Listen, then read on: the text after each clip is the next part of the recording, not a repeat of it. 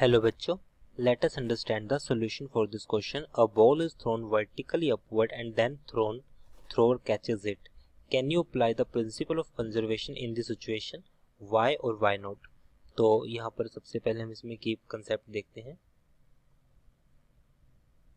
सो की कंसेप्ट में हम सिंपली अप्लाई कर सकते हैं कि law of conservation of momentum क्या होता है. Law of conservation of momentum क्या means law of conservation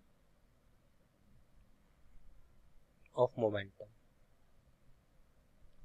Law of conservation of momentum states that for if there is no external force, when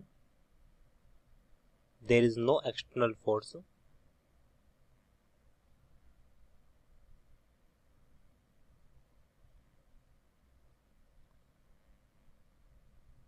net momentum always remain conserved.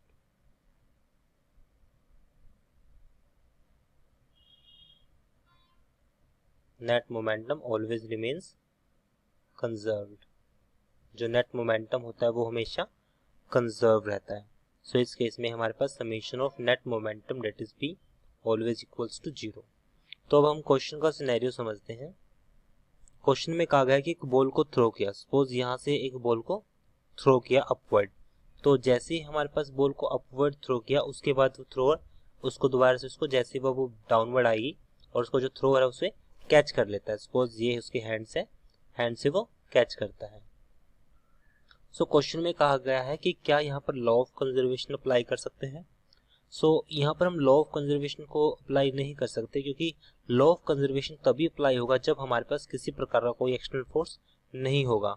So this principle can not be applied to this case as external force due to gravity is involve. क्योंकि जैसे ही body ऊपर होगी तो इस पे वैसे तो हर एक पॉइंट पे acceleration due to gravity constant रहेगी.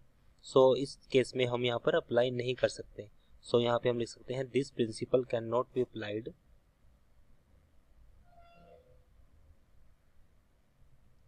this principle means law of conservation of momentum can't be applied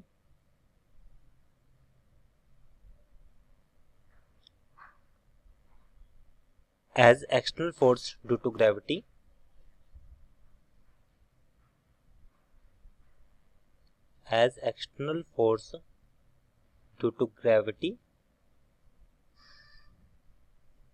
involved here.